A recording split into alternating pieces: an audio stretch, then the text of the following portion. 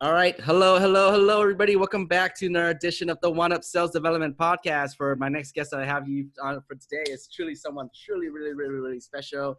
He's a true sales professional. He's been in the game for quite some time now, and all he's doing right now is just strictly pumping content, and doing nothing more but pumping content. This individual has been in the game for a very long time. He has an end goal and vision. He is the co-founder of Abuveground. And if you haven't heard of him, I'm sure you have heard of him. And if you haven't, now you will. He is also the co-host of the LowlySDR Podcast. Please give us a warm welcome for the one and only Mr. Tao, Senior Account Executive over at Sendoso. Thank you, Jackson. Super excited to be on the show. That's an awesome intro. I appreciate it. Oh, man. Tyler, thank you so much for hopping on to One Up Sales Development Podcast and sharing your story and some insights and something, too, on the side, which we'll dive in a little bit later. You know, something tragic on the line, but would love to help out as much as possible. We're a community. This is where we're here together. And thank you for hopping on, brother. Yeah, absolutely. Thanks for having me, Jackson. Yeah. And hey, just before we get started, I just want to let you know, man, like I said, I've been attacking you for quite some time. I actually would have come and hit you with the ass, but you actually beat me to it. So good stuff there. Yeah, absolutely, man. I've been seeing you too. I think we run in similar spaces here.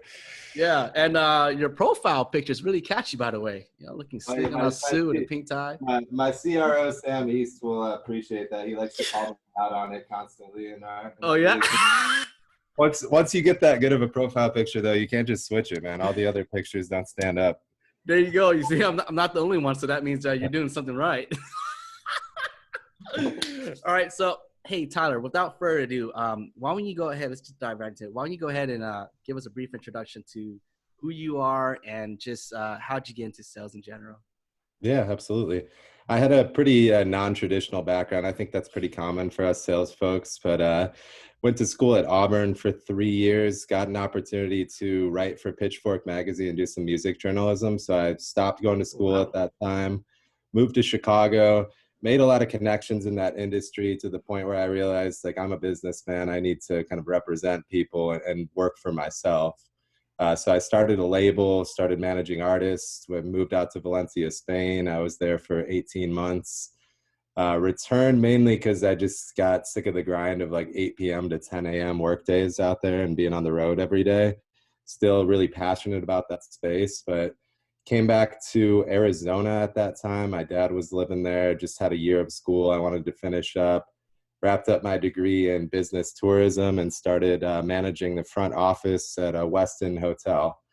Realized after a year of bringing their upsell revenue from 24K to 248K and getting about 60K myself that I should probably be in sales. Like my skill was, relating to people and solving problems. And I think rather than hospitality, you can use those same skills and monetize them a little more on the sales side. So I took a job where I was selling door-to-door margin shipping to businesses in Phoenix. So in a suit, 110 degrees, had dog scents on me, walked into some interesting situations out there, but learned my grit. Like after that, I got into tech sales, and the fear of being told no on the phone never really existed for me. Like I met like real opposition outside in difficult circumstances. So it was kind of a natural path for me where I carved out some success. I ended up being one of the top performers there for 2 years, took a job with a company called Dialpad that was in the same space, was actually a Sendoso customer while I was there, and got to the point where selling the commodity is just kind of boring. Like the conversations aren't the same. I noticed like the power that Sendoso had and moved to Arizona and just told myself I'm going to get an interview here and I'm going to get the job, and didn't stop till I had that. And working there for about 7 months now. I've also been building out my own business, Abuveground, with my co-founder, Eric Smith. Started the LowlySDR Podcast, got a SDR Nation. I'm a founding coach of theirs. We'll be launching our platform tomorrow. Also partnered up with JB Sales Training on some content and projects. But yeah, a lot in the works right now. Nice, man. Tyler, you're a busy guy. Yeah, it's been some long days, rewarding days, but COVID's definitely kicked me into overdrive and also just deteriorated any amount of free time that I have. Yeah, yeah. Hey, so coming from a podcaster myself, I always have a lot of much love and respect for those who are out there constantly pumping content, and not just any content, but valuable, meaningful content. And given the fact that you're over at Sendoso as an AE, you're already full-time. So that's mean you're pretty much tied up there. And here you are pumping content for the Lowly SDR podcast and also with Abuveground. So how do you manage that?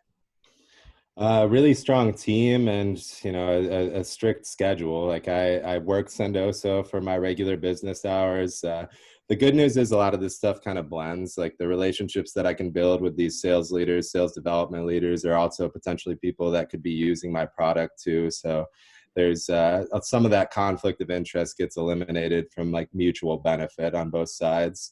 But yeah, it's still a lot of work, man. I still pour a lot into it, but I'm at the point where I'm really happy with what we're building, and I'm getting to the point where I can outsource a little bit more of that work, but you got to kind of have your finger on the pulse at the beginning to make sure the content's up to par. Nice. Nice. I love that. I love that. Hey, so let's talk about Abuveground real quick. Can you go ahead and tell us, for our listeners, what really is Abuveground and how did you guys really get started with that?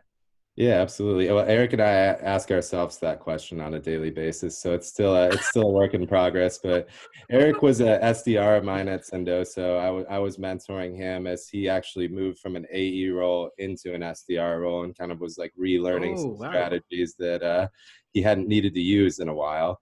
So we started to talk. He actually had the Abuveground's business license, and what he was doing with it was helping people with like mastering music, and he has a professional studio. So I kind of got my head in there and started to repurpose some of his skills attached to what I could do. So we made the podcast. We're actually like white labeling content for businesses. So they'll come to us to create written pieces, to create a podcast, Oh, yeah. also consult people on the individual level. We've helped a bunch of people get jobs through COVID, build their resumes, network, social sell. So our idea is kind of come to us with any of your needs as a sales individual or organization, and we either have the skills to get that done, or through like the partner of our partner network, we can find those services for you at an affordable rate. So just want people to kind of trust us to put out the best content, build their own brand, and we'll figure out how to do that tactically. Nice.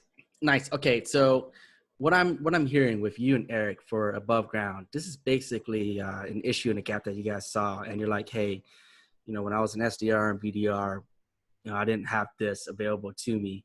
And it seems to me like you guys are now offering it to them. So for instance, like if they're somehow, let's say they're at a company and they're looking for external work from outside the org, then Abuveground would be an option to go at. Is that right?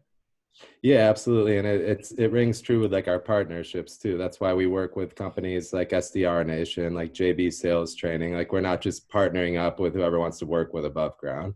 It's the content that we Nice. stand by, like people that we went to get the advice to even launch our business. So we're very specific about who we work with and want to provide like next level content to help people take those next steps as an SDR. That you can be taught how to hit quota and hit your number at your organization, but I don't know that many organizations are truly invested in like your development as an employee. Like, what do you want to do after you're an SDR? Like, what are your ultimate goals? And we want to hear people and help them reach those goals.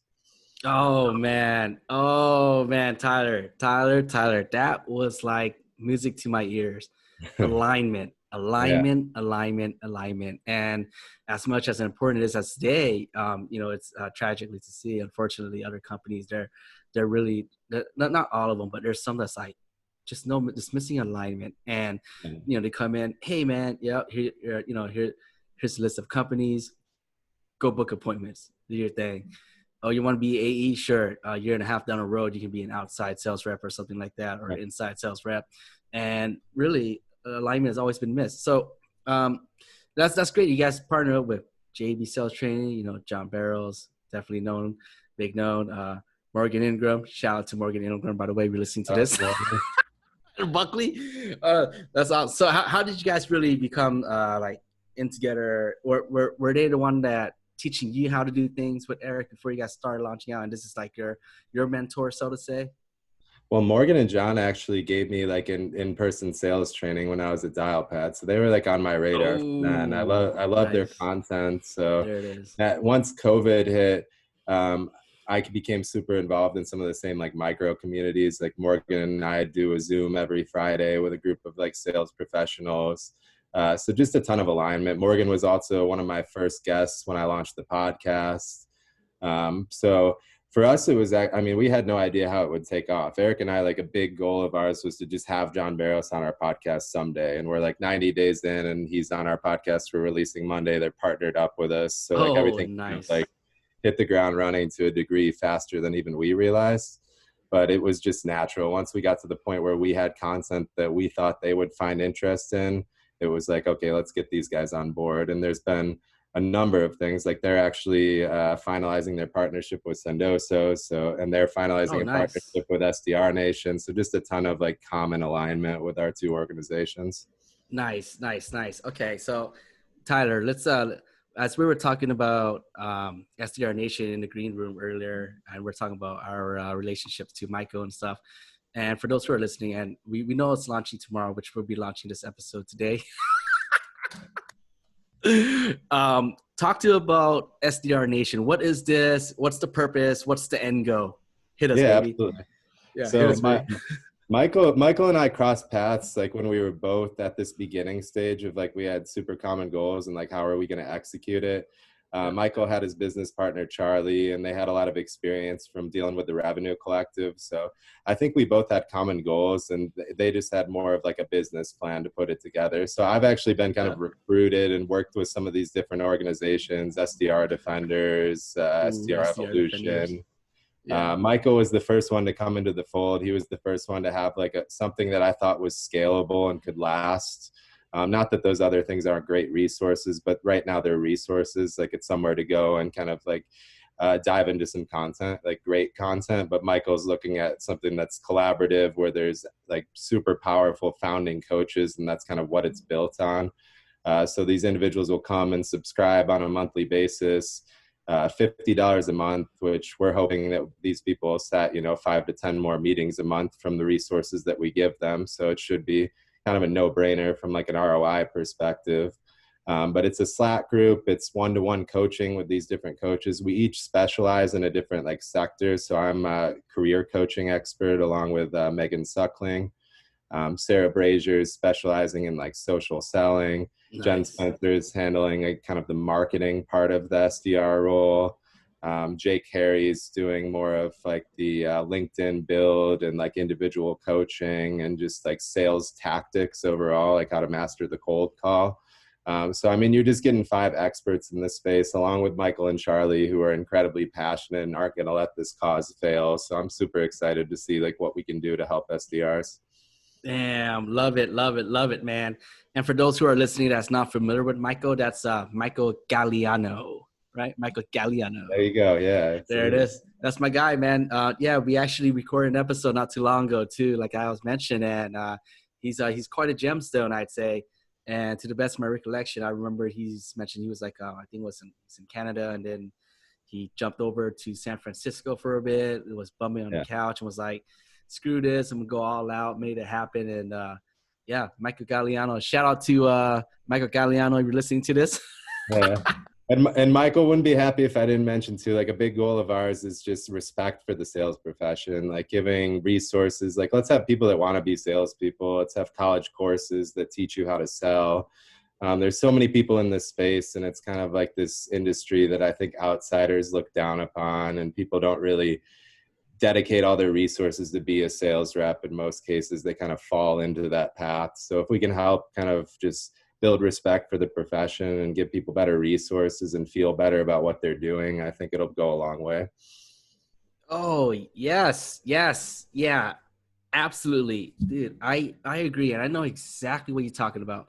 And for me, I push for this too. Like, and Michael even says it too, like for sales development, it is a profession. And there's for those who loves the grind and doing it, they're considered what we call lifers, lifers. Right. Like I honestly consider myself an SDR lifer because I'm constantly prospecting all day, every day with, either modern tactics or not, but I'm doing it on a daily, even when it comes to like closing and stuff. But to bring it back, you mentioned that the sales profession doesn't get as much respect as it should.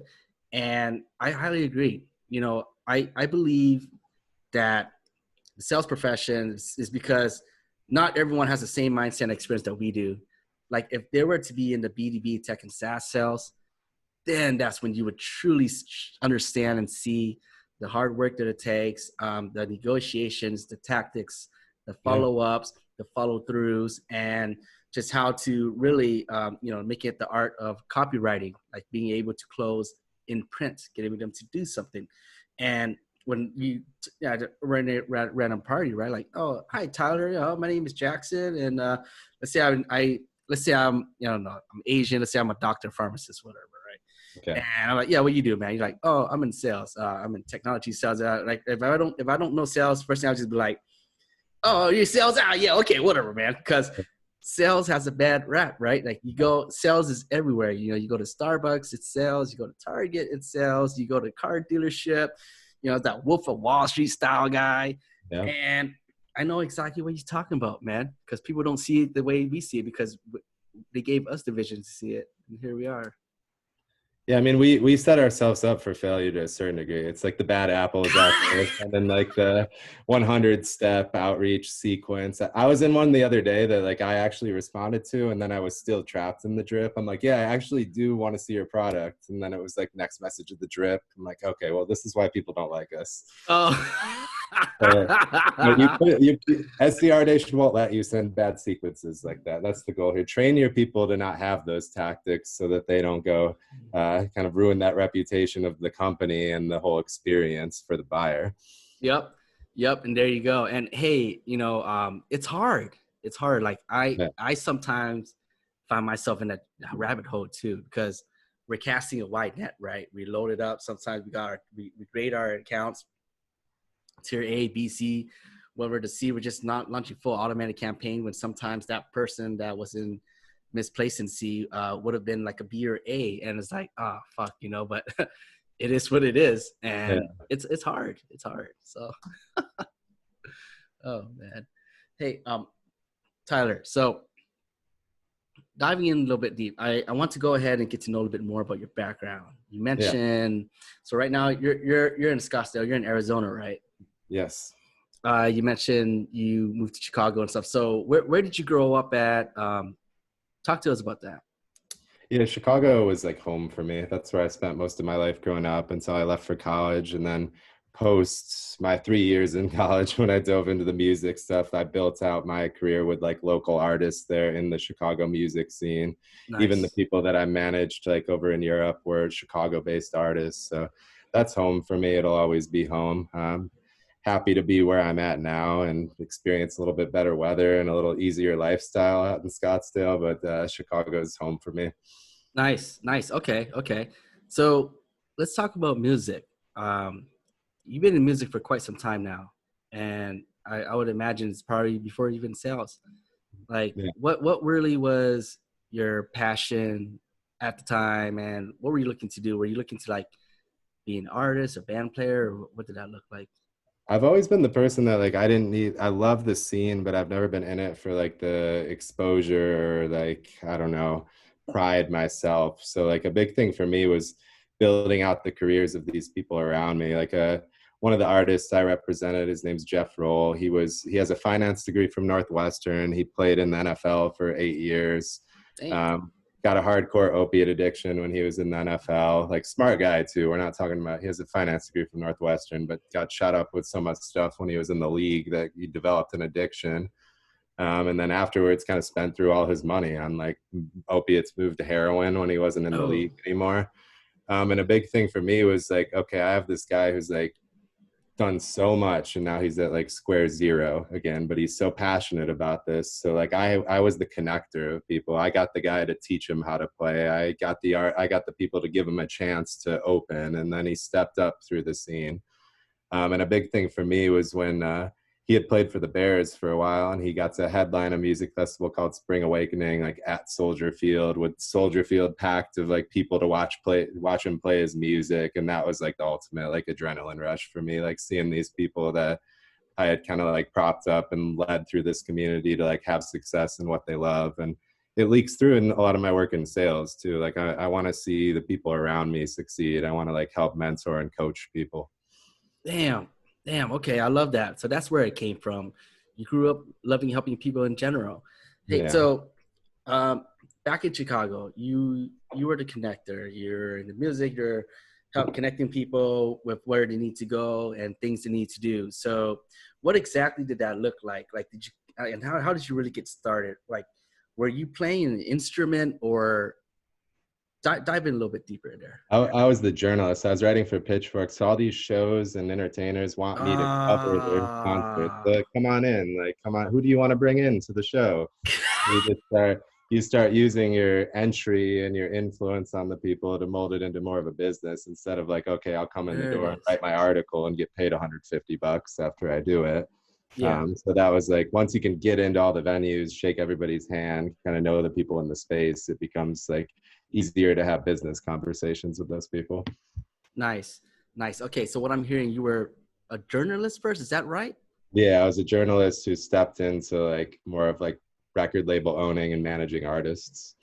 Got it. Okay, so what I'm hearing is basically you would go to a place that says a hole in the wall. Hey, Chicago, it's a Friday night. There's a few people standing outside. There's a hot dog stand over there, and there's some, some old-fashioned whiskey right there. Yeah, and you guys like walking through. People want to come in, and you're like, hey, man, let me go ahead and do some writing here, and then I'll bring in some upcoming folks, so to say, like upcoming shining stars. Does that sound right? And then that's what you do? Yeah, mine is like the hole in the wall part. We were walking into like the largest venues in Chicago, and, like Congress Theater, and like some of the larger like boat parties on like the lake and stuff. So yeah, we had good entry into some pretty influential people off the outset. Okay.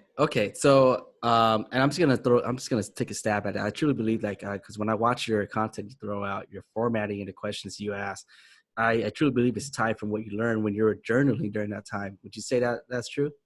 Yeah, absolutely. We have a pretty unique show in that like Eric's an artist. He's a rapper. I'm a journalist. So like we mix our own music in the podcast. Like like we put like 40 hours of like editing into most of our episodes. Like we're kind of perfectionists with like the actual audio quality and everything related to it. Nice. We get a good reaction though. People come on and it's like we get these people that are on almost everybody's podcast, and like the line of questioning is so entirely different than like what they've faced before, that they're kind of more engaged. Like we get to learn a lot more about these people, like deeper than just their sales success and methodology. Oh, there it is. I love it. And hey, Tyler, so I interviewed a sales development leader not too long ago for one of our blogs over at 10 Down. And she is an SDR manager that is killing the game over where she's at. And she has zero sales experience, but she was a writer, a journalist. So she knew how to write stories. And when she wrote the campaign for them, it was basically copywriting at its finest. Right. And the sales leader was like, dude, you're like getting, responses left and right. What are you doing? And then, it was great. And tying it back to you, I can totally see the resemblance. So Tyler, if you're open to it, give us a quick brief, example. So let's say there's an SDR prospecting. What would you say would be like a good approach to asking for the meeting?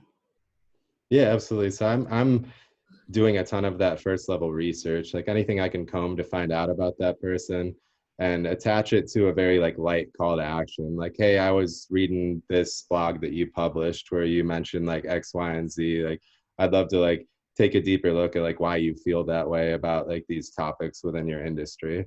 So it's like, oh yeah, I'm an expert on this. This guy's acknowledging I'm an expert on this. He wants to talk about this. Like, on the other side, he's probably going to try and sell me something or get a meeting out of it. But it's just a much lower friction way to ask. And I think it differentiates yourself from like, hey, here's Sendoso. We do direct mail. We're solving A, B, and C.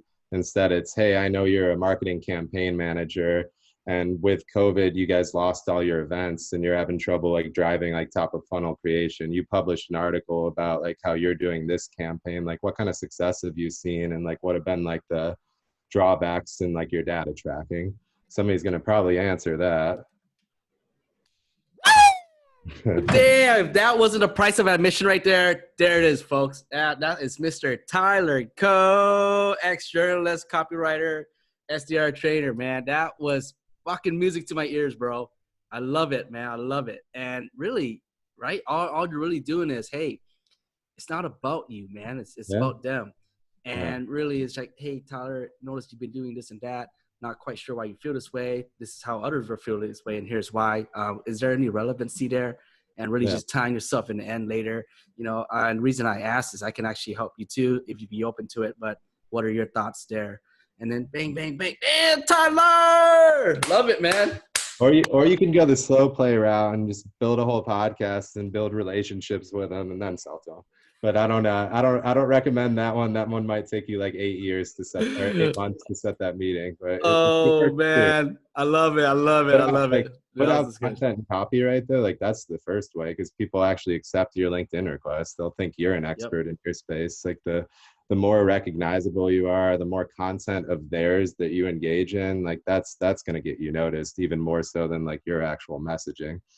Yes. And you know, that's just exactly why every sales leader too always says you got to be an industry expert. And when you do that, you're pumping some type of content out there, especially, and it's even better if your quote unquote prospect or client sees it and like, oh, hey, Tyler, yeah, man, I know he's like, if your name comes up and they know that that's exactly what you're good for, the first thing right off the bat, then that's mean you're doing a very good job. Like if I was to say, someone goes, hey, Jackson, man, I need some direct mailing issue. Tyler Coe, baby. Yeah. Hey, man, I need some, some strategic integrated stuff to send stuff out the bat. Tyler Coe, baby. Straight out the bat, you know?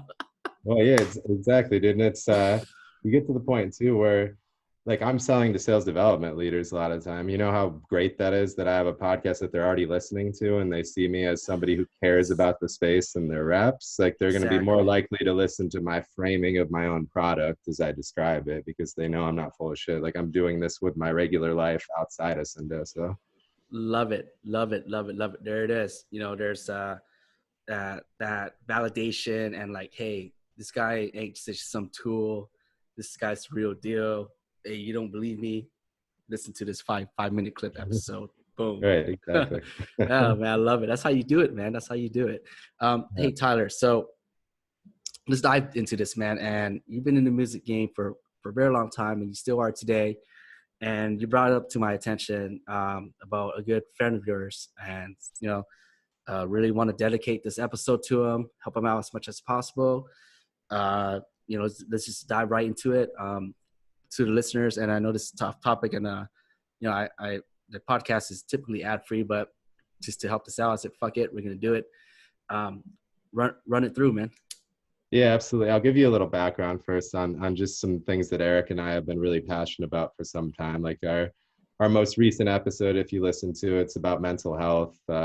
My chapter of SDR Nation is both career development and mental health. Like sales is a tough industry where we deal with constant rejection, and we don't get much like positive affirmation. So I see this every day with individuals, and it really resonates with me. And I've seen it at the top levels too. Like some of these best reps I talk to like deal with problems like addiction or, you know, all kinds of any number of things when their life looks wonderful from like the outside perspective. So yeah. I've done a lot to kind of combat the problems of mental health. Like myself, Eric, Patrick Downs has been really involved in that community with us too.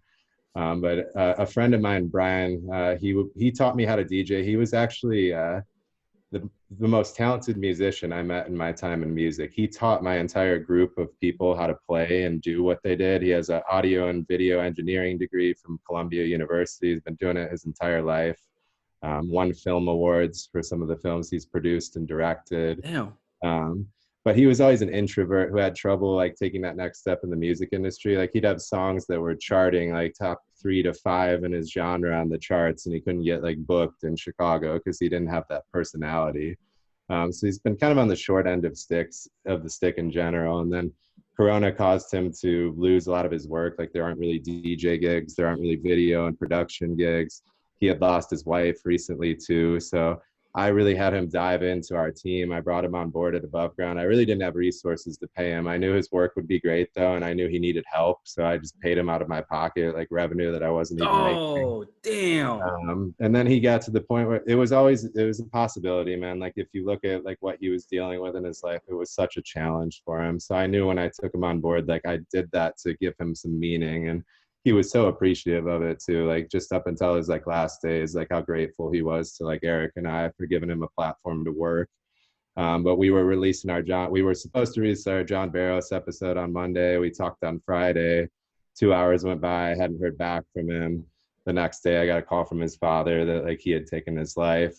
Damn. So, yeah, we've kind of put everything on hold out of respect for him, because I don't like, he was working on that content. All I can do right now is just remember him for the amazing person that he was, and like he was through his last days like a coach, a mentor, and a friend to people as he dealt with those mental health issues. So anything I can do to just help his family get through this time and support him and raise awareness for the cause too, more than anything. Like I want to help Brian, but I want to just openly talk about the fact that this is a thing that happens like to some of the best people, and we need to, like suicide's number 2 cause of death for people under 35. Like that's a terrible thing, and whatever we can do to prevent that, like not trying to have a depressing conversation, but it's super important. Nah, man, open up. Damn, dude, Tyler, I am so sorry to hear this, man. I'm actually pretty sad too right now. So it's been like, honestly, it's been amazing. Like the reaction we've gotten from our network goes to show like how powerful like even LinkedIn can be. Like people donated to the cause, like you were on it, like turning around this podcast. So as hard as it was, pretty cool to see people that you sort of know from limited interactions like throw their support behind you. Yeah, absolutely, man. And when you reached out, so if we were to just keep this out of ordinary, it would have been queued up to like October, November. You're actually, the 18th, 20th plus. I have pre-recorded that hasn't even launched yet, so I'm just pounding it away. But you mentioned that I want to help as much as possible, and I can tell the type of person you are. You are a real, true, authentic, and great friend, man. You are. And the fact that you said, hey, you know what, Brian, let me talk to Eric. I know you. I believe you. Just let me try and help you out. It's like, okay, look, we don't have much funds yet. We can't pay you yet. But fuck it. You know what? I'll pay you. And you forked it out of your own pocket, Like for me, I'm huge in direct mail, man. I love it. And I love what you guys do. Like everyone on the episode can say every time we run an episode after I direct mail them something as a surprise. That's awesome. Yeah. Which to you too, by the way. And I fork it out of my own pocket. And people sometimes says, oh, why do you do that and shit like that? But I don't give a fuck. You don't know the vision, you don't see it. But hey, so how old was Brian, and how long did you know him for? I knew Brian for almost 12 years, and Brian was 34 years old. 34 years old. We grew up our entire adult life together. Went through nights of like sleeping on floors in Chicago while we tried to like build out our music careers, to nights like living it up overseas and like experiencing some incredible things together. So truly like the whole spectrum of experiences I had with that guy. Oh, damn, man. Hey, that's your boy, baby. That's your boy. He's still my boy, man. Like we gotta remember the good. And I mean, he lived a powerful life and impacted a lot of people. So let's stop other people from choosing that path. That's the best thing I can do. Yeah, absolutely. Hey, I just want to say something, man. Life is crazy. And how old are you right now, Tyler? I'm 29. Oh, damn, that's it? Young dude. I'm 31. But check this out, man. So like I have some friends that I'm really, really close with that since we grew up since junior high, and we still stick together today. But it's like once in a while we catch up, But growing up poor and didn't really have much. After school, we would just literally just go to McDonald's and just play with a beat up deck of cards and sit there for like an hour or two. But those are the time that we really remember each other because, and we starved together too. There was time where we were just hungry, and I can tell and see the fact that you actually just sat with him there, and you guys had bad times together. You guys rolled out together, and you guys starved together. And when you guys starved together and you roll up where you're at today, senior account executive over at Sendoso, co-founder of LowlySDR Podcast, Abuveground too. You can look back and reflect back. It's like, hey man, remember that time we starved together? That's a real relationship that you cannot fake. Tyler, hey man, without due respect, I'd love to do something for you real quick here to help you out, just for Brian. So let me see. You say he's 34 years old.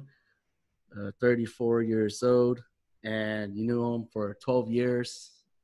So we add that up. That's 12. That's 46. Why don't you just do like a moment of silence for him for 46 seconds? All right, man.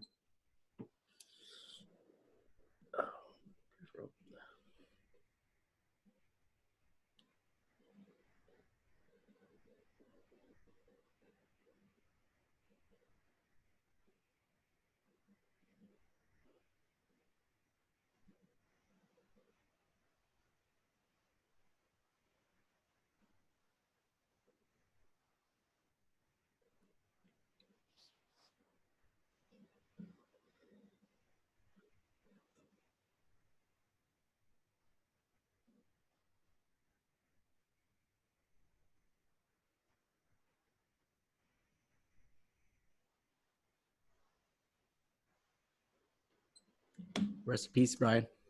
Appreciate that, man. Yeah. Hey, you mentioned there's a fundraiser, or no, I'm sorry, not fundraiser. GoFundMe. Yeah, well, I'll send you the link. Is that the best way we can do that? And just post it with like the episode post? Ain't no thing, bro. Ain't no thing. I'll go ahead and copy that link and put that in his bio too. And for those who are listening, please, to the SDR BDR community, coming from the bottom of my heart, Jackson Lil, I never asked anyone for anything from this podcast ever. If you listen to the podcast, it's completely ad free. That was my gift to you. But if you're listening to this, please, if you can, I know the COVID is a tough time for everybody, but if you can, anything would help. Please do it for me and for Tyler Coe and for the SDR community. And I'll go ahead and post that link in the bio too as well. And I too will be donating too as well. Yeah. Yeah, and also, I mean, if you don't have the means to donate money, like we really want to just raise awareness here. Like it would make me happy if you just have a story to share and you want to talk about it, like just reach out or like reshare it, like just let more people see that this is a problem that people are dealing with and not feel alone in it. Yeah. Hey, I want to say something, and you're absolutely right, man. And I see it too in the tech and SaaS game. I even wondered that myself. Like I look at it as like, man, all these motherfuckers look like they're having it good, but are they really? Yeah, right. There's got to be something. There's got to be something. Like you just got to keep nagging at it. And sometimes that goes for me too. Sometimes, to be real, like sometimes I get depressed, and I'm not gonna lie. Sometimes it just happens. Like you go out with your friends and you drink a little too much or something. It just happens. It's just a lot of variables. And another person I actually had on the podcast a while back too, and I'm sure you're very familiar with Tucker Hood. He was really open, and that was really powerful. Yeah. And mental health is truly powerful, man. Tyler, so just to I know our time's wrapping up now, and we got things to do. So just to wrap this up, what are a few things you want to go ahead and leave the audience with, and just take it away with shout outs and just best way to reach you and just make it happen, man. Yeah, absolutely. The first thing is just invest in yourself. Like these organizations, I'm not trying to downplay anyone you work for, like they're about the bottom line, and maybe that lines up with your personal goals, but unless you invest in yourself and reach out to mentors and find those resources, like you're going to end up going through a lot of ups and downs. Like you got to just power through and have the brand be you, and have like the value that you provide to companies be you as an individual, not that number that you carry. In addition to that, go find somewhere that like you actually believe this product is solving people's problems. Like if you can go have a conversation, and I can, about how you're prospecting and you're struggling, and I think my service will solve that, like I'm going to have a much better conversation. I'm going to enjoy my job a lot more if I believe in what I have to say, and people are going to buy from me more when I believe in what I say too. So I think those are the two biggest mistakes I see, like attaching yourself too much to the company's goals, and just not selling something that you're truly passionate about, chasing like a base salary or whatever that may be. So those were the two things that led me to grow everything that I've had, investing in myself and believing in what I had in terms of value.